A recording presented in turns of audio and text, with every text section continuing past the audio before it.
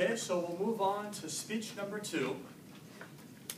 The next presenter has become very close to me recently, especially since he is on the officers group for this Toastmasters Club. He has been employed here with the city for the last 12 years and is currently working for the IT department.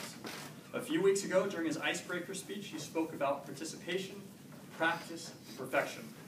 Today, he is here to deliver his second speech from the Confident Communicator Manual. The main goal of the second speech is to practice how to organize the speech. The topic for his speech is the 5 mentors you need in your team. I'd like to introduce you Murugan Krishnan. Sorry about that.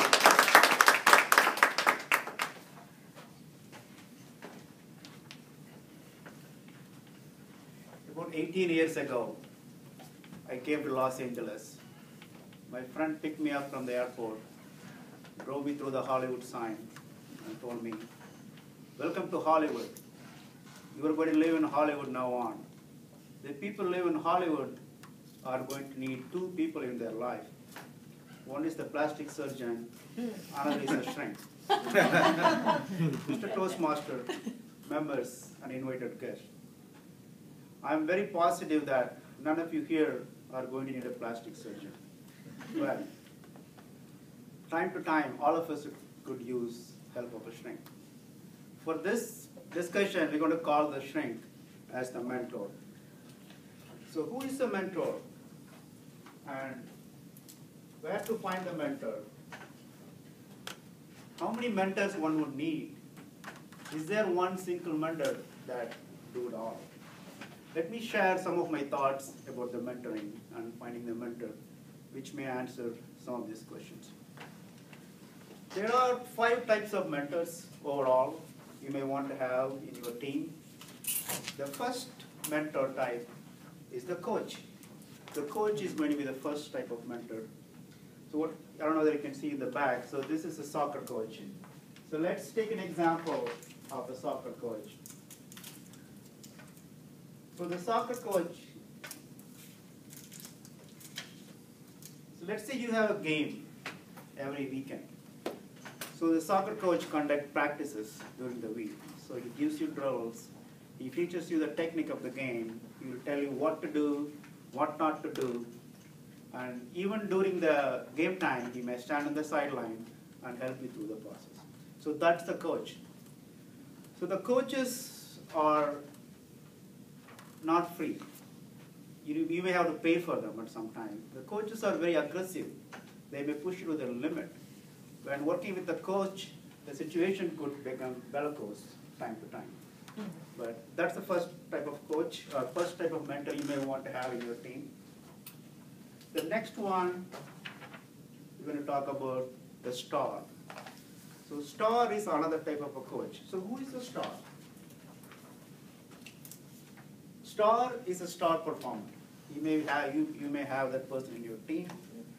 A star performer, it could be a star fireman. There is no fire that he cannot put it out. It could be a star detective.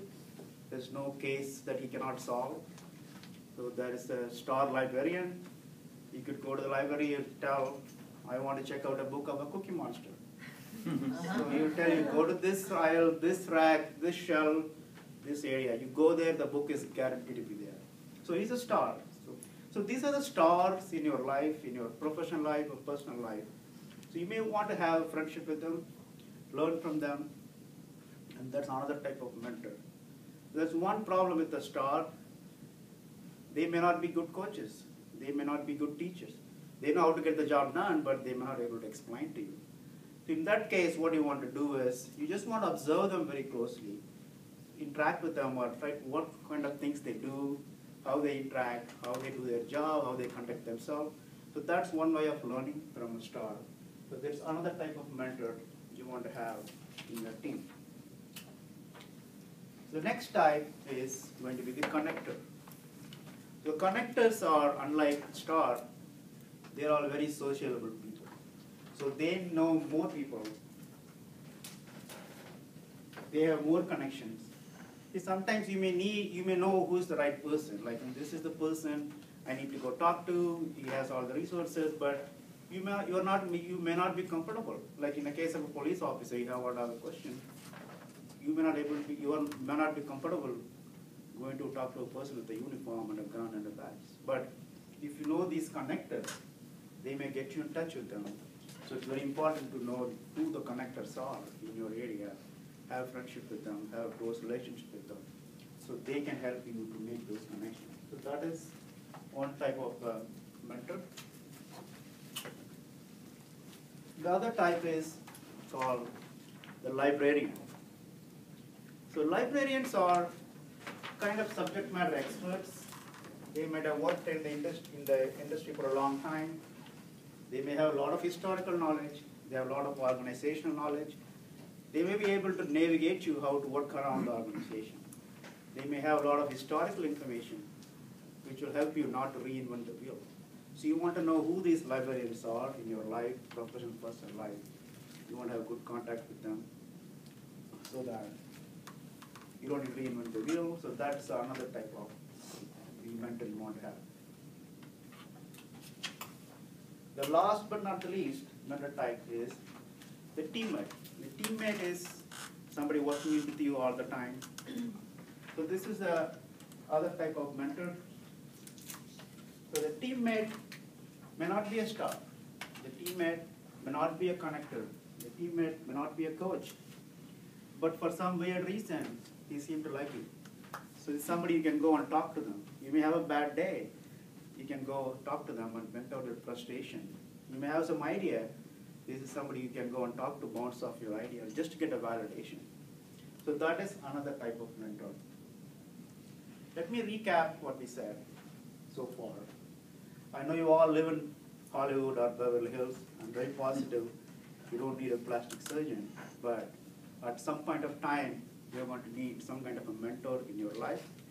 So how to find them? Where are they? There are 5 types of mentors: the coach, the star, the connector, the librarian, the teammate. These are the 5 types of mentors.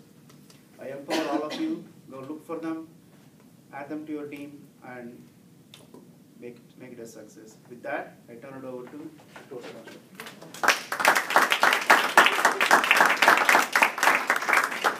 Murugan, thank you for that wonderful presentation. I'll give you guys a minute.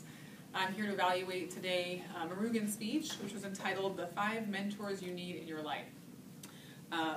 This is Murugan's second speech, so the purpose is to deliver an effective speech that leads us to a defined goal. I thought Murugan's title clearly conveyed the message of his speech and what he was looking to convey to us. He started out with a very strong opening and conveyed a very funny story about how he moved here to LA 18 years ago and was told he needed these 2 specific mentors, and the plastic surgeon and the shrink, which then he led the notion of the shrink into the concept of the 5 mentors you need in your life, and then conveniently laid those out for us in detail. And he had nice props that he used and taped them up. One point maybe of recommendation would be to either have them pre-taped or something, because on one of them you were kind of fidgeting with the tape, so it kind of just made a little bit of a pause in your presentation. But otherwise, great use of props to kind of have everybody, their eye contact moving over here, and you also moved well throughout the room as you gave your presentation. You made good eye contact throughout the room. You spoke at a very nice pace, unlike me. I feel like I'm speeding up, but you kept it very nice and at a slow and steady pace. We could all understand what you were saying.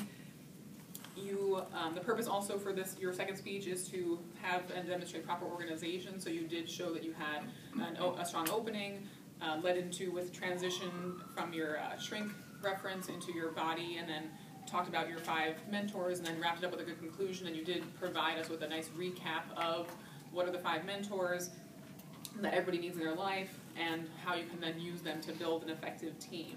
So I thought, yeah, Murugan, you did a great job.